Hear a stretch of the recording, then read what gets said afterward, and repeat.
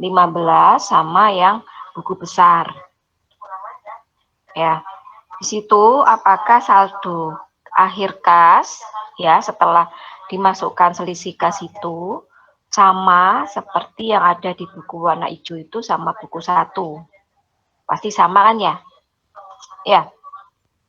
Sama apa enggak? Halo?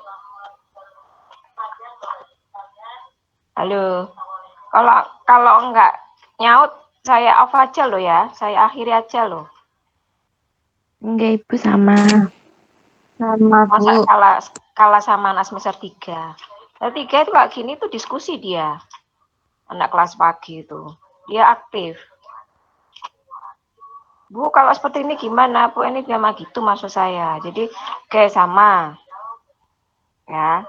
Kemudian jangan males. Ini saya juga webinar pelatihan ini. Kayak yang untuk bukti nomor 50 ya. Untuk saldo kasnya, saldo bonggol cek sama di buku besar. Apakah sama setelah dimasukkan selisih kas?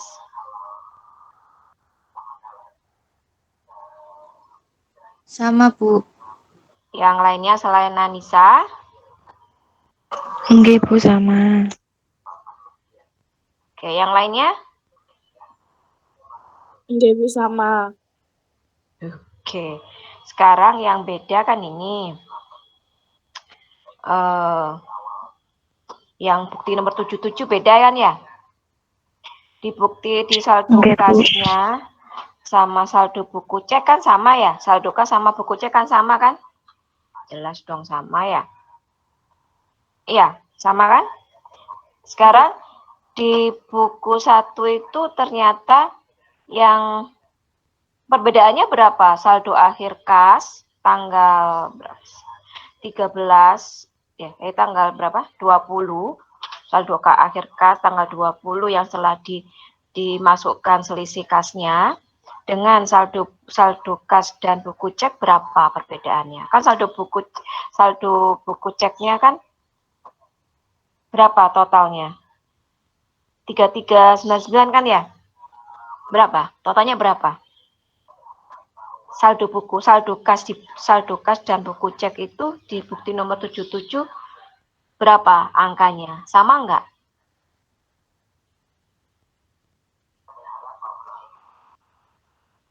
Sama enggak? Bentar, Bu, masih cek. Belum mengerjakan berarti ya? Loh, kemarin Bu Fitri kan kemarin bilangnya Iya, bukti maksudnya itu 48. kan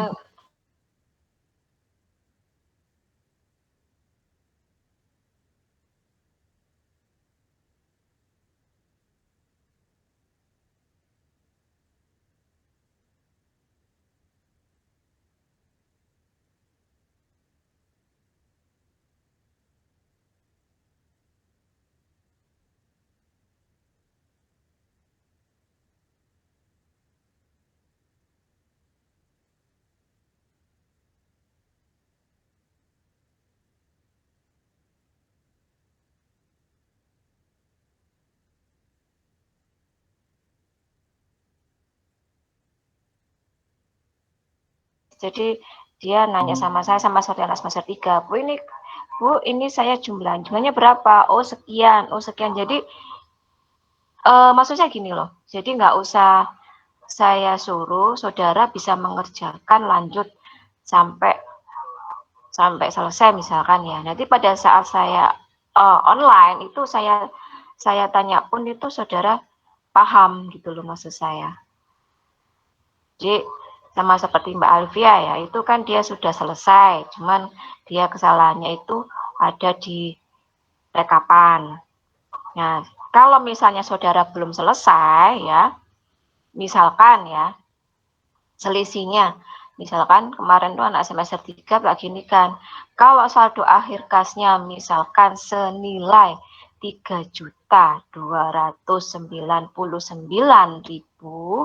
kemudian di penyetoran itu tiga berapa Mbak Elvia punyanya? Mbak Elvia berapa saldo akhir kasnya? Punya Mbak Elvia aja wis, buat contoh. Berapa, Yang Mbak? per tanggal 13 ke, Bu? 20 ya? Kan 20 Oh, kan ya? nggih, Yang Bu. 20 itu berapa yang sudah dimasukkan? Kan selisih kasnya itu jurnalnya apa, Mbak Olivia? Yang terakhir tanggal 20 ke, Bu. Yang bukti nomor 76, bukti warna Nggih, hijau. Itu beban terhadap kas karena kekurangan kas. Oh ya, oke. Terus untuk saldo akhir kas di buku besar berapa, Mbak Olivia? Saldo akhir di buku kas itu bentar ke, Ibu. Buku besar ya? Nggih, Ibu.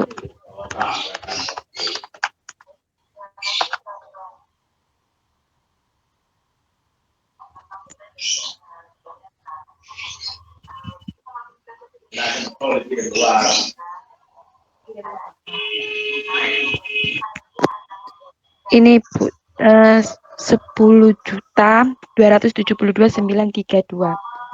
Tapi ini saya ada ini, Bu, ada selisih sepertinya saya salah hitung. Soalnya kan di buku 1 itu di halaman 19 total penerimaannya itu kan 3.399.832.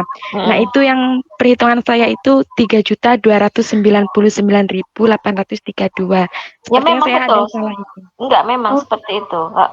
kirain saya salah hitung, Ibu. Enggak, sama seperti anak semester 3 gitu. Jadi selisihnya kan 100 ya. Enggak, Ibu. Nah, 100 itu masukkan ke selisih kas. Jadi kasnya bertambah, selisih kasnya bertambah. Jadi kan pas.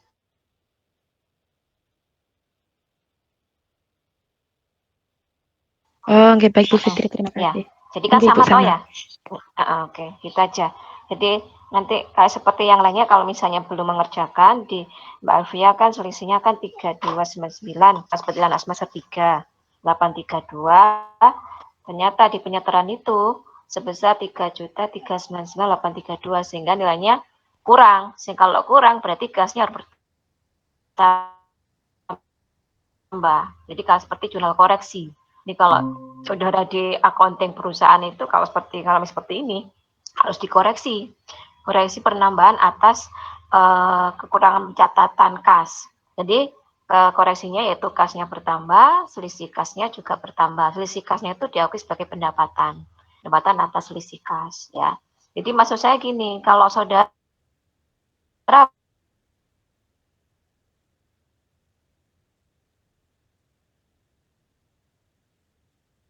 ingin terampil monster pajak,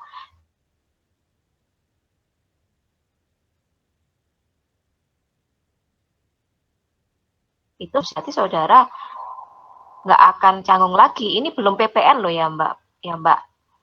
Ini nanti rencananya sama saya sama Pak Jono sama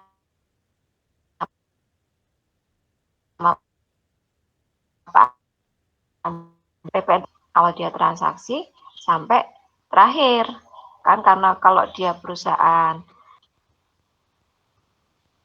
Ini kalau sudah di ACC ya masuk Anissa. Ini aja siapa barusan Nurul Aini apa siapa ya? Itu sudah saya ACC kok. Nah, kalau misalnya itu apa namanya saudara di perusahaan distributor, perusahaan dagang, itu saudara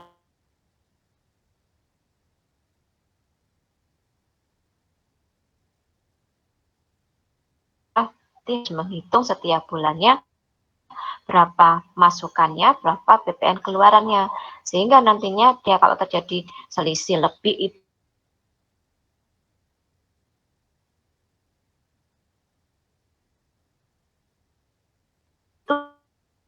itu ada dua, restitusi atau kompensasi. Kalau restitusi itu berarti biasanya itu jarang dipakai oleh perusahaan karena ribet. Restitusi itu pengembalian uang. Kan adanya kelebihan bayar dari pajak dikembalikan ke perusahaan.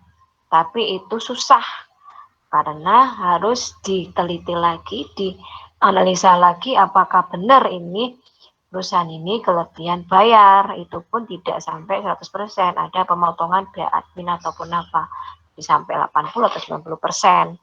Nah, nantinya seperti itu, saudara ngitung. Ya, karena nantinya kalau saudara kerja di perusahaan distributor dagang, ini tuh sudah makanan sehari-hari. Jadi tesnya pun itu sama seperti ini. Ini masih manual, belum pakai aplikasi. Ini juga masih manual, belum ada metode. Ini kan belum ada metode HPP, belum ada. Misalnya ini kan masih periodik ya. Jadi kan berarti kan nggak seberapa. Itu APP-nya kan langsung hitung ke laporan rugi. Nah, seperti itu. Jadi sekali lagi, kalau misalnya ada selisih, misalkan yang selisihnya tadi 3299, yang seperti Mbak Olivia tadi, kemudian di ininya 3399, selisih 100.000, maka 100.000 itu dikoreksi menambah kas karena kurang pencatatan, sehingga kasnya ditambah, kemudian harus seimbang. Seimbangnya berarti sisi kreditnya itu pendapatan atas selisih kas. Itu nantinya kalau saudara jadi accounting, auditor pun harus terbiasa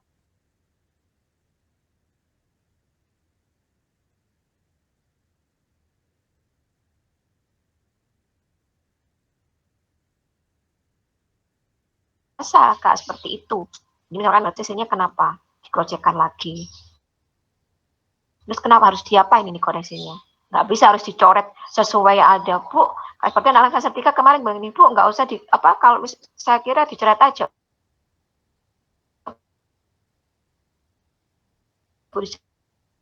Nah, ini kan sama seperti saudara kerja di perusahaan. Kalau ini koreksi aja. Sesinya seperti yang tadi sesinya berapa. Kalau sesi kurang berarti sesinya ya rugi.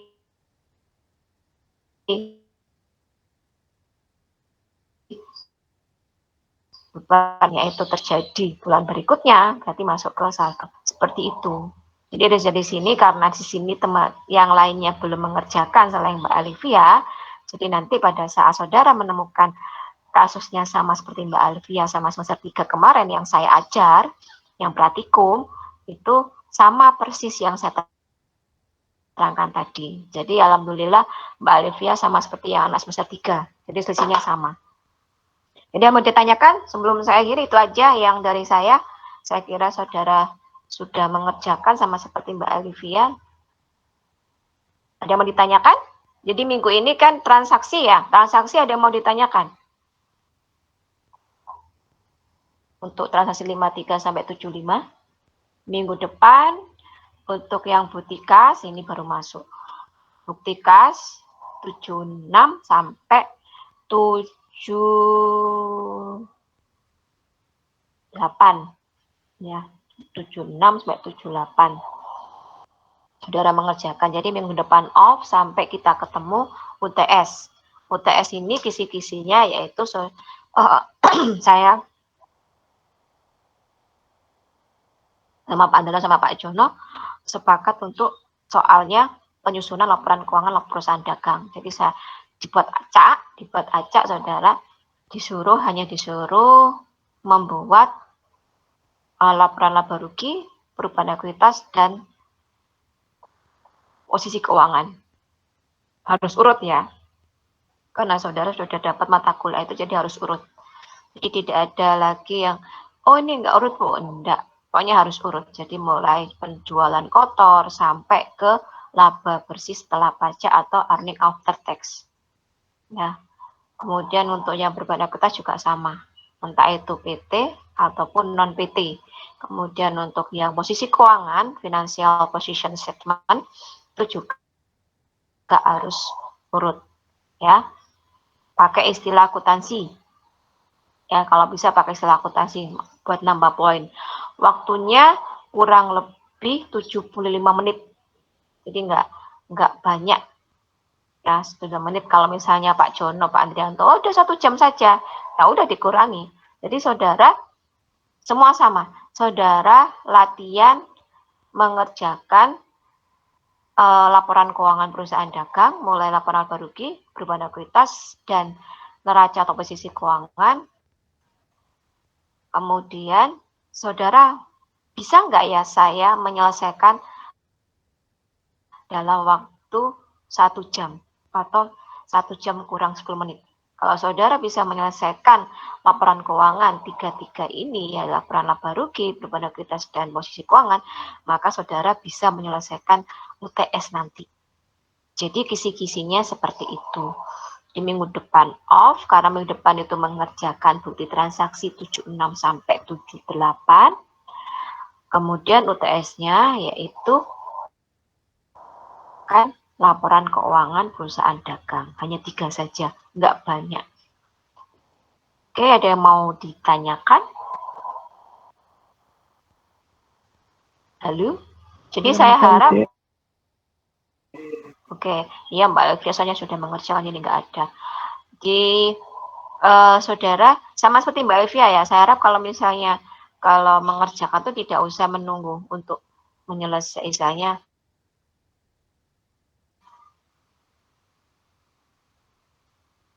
Kalau ada apa dikerjakan. Jadi pada saat misalnya saya tanya, selisih seperti ini Bu, misalnya belum ya nggak masalah, saya tidak memaksa sih, cuman kalau bisa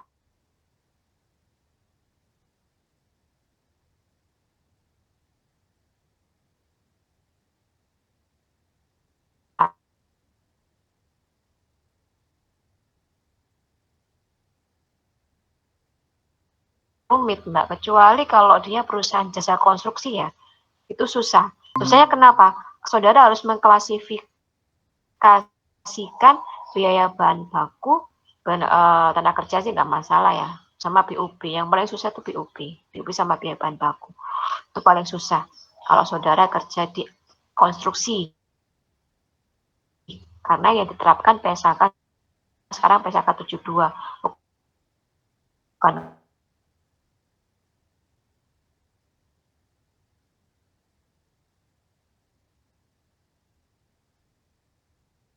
itu dia pakai metode itu ada 2 ya, perusahaan ada cost accounting, bagian cost accounting yaitu dia mengerjakan jurnal sampai laporan harga pokok produksi di pabriknya, kemudian dia serahkan ke bagian accounting yang nantinya dibuat menjadi laporan keuangan.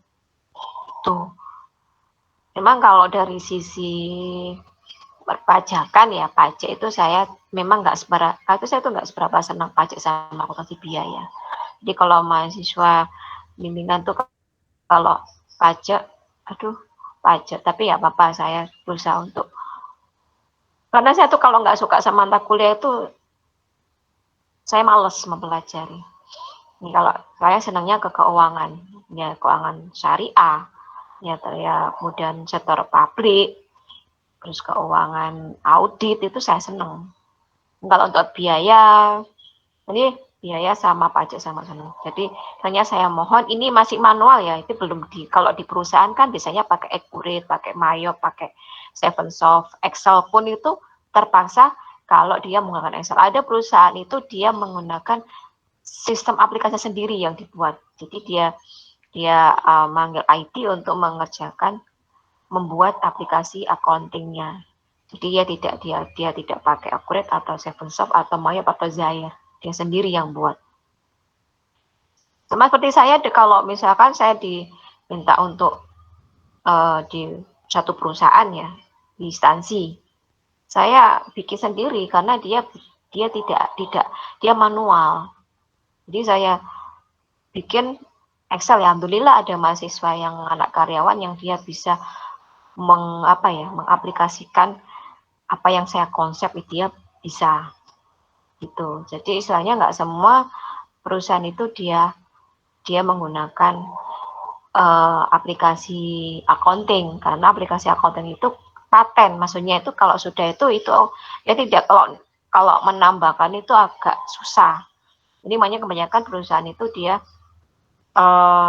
istilahnya membuat sendiri.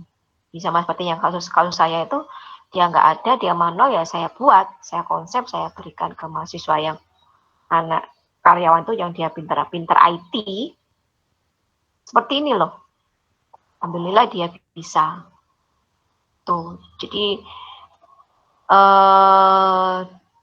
maksud saya, saudara kan semester 7 ya, semester 7 habis ini apalagi ada yang beberapa yang skripsi ya, mau tugas akhir skripsi.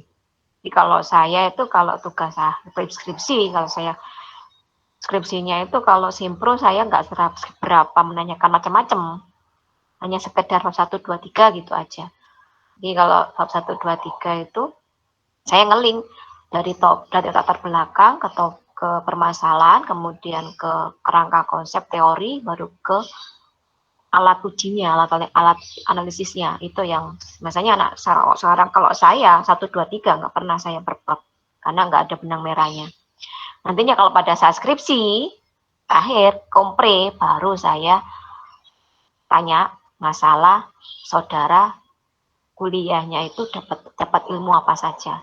Kalau misalnya perpajakan ya sedikit saya paham lah apa itu BPH 23, apa aja yang ada di BPH 23, kemudian BPH badan, rekonsiliasi fiskal, kemudian BPH 21 itu saya tanyakan. Kalau keuangan tambah senang lagi saya ubah-ubah mahasiswa kalau misalnya saya ngambil masalah keuangan. Karena saya belajar dari kuliah saya dulu gitu. Jadi kalau simpro itu tidak seberapa macam-macam menanyakan. Jadi kalau untuk skripsi baru menanyakan komprinya. Kompri itu lesannya yang kalau skripsinya 40%, sisanya baru kompri. Sebelum saya akhirnya dia mengklarifikasi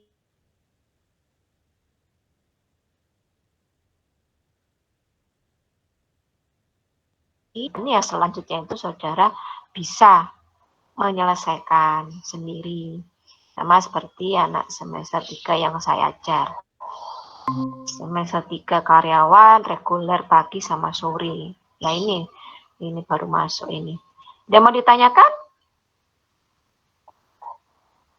Untuk minggu depan off, kemudian UTS baru mulai jam 7:30 ya. Oh jam 8, maaf jam 8, mulai jam 8 sampai kalau 75 sampai jam 9:15. Saya lebihkan 5 menit jadi sampai 9:20. Kalau misalnya 75, kalau misalnya Pak Andrianto sama Pak Jono setuju. Kalau misalnya 1 jam berarti saya lebihkan 5 menit. Berarti jam 9 lebih 5 menit. Ada yang mau ditanyakan sebelum saya akhiri? Belum ada, Bu. Oke, yang lainnya? Belum, Bu. Oke, kalau tidak ada ditanyakan, saya akhiri. Jangan lupa absen. Assalamualaikum warahmatullahi wabarakatuh. Waalaikumsalam warahmatullahi wabarakatuh. Waalaikumsalam warahmatullahi wabarakatuh.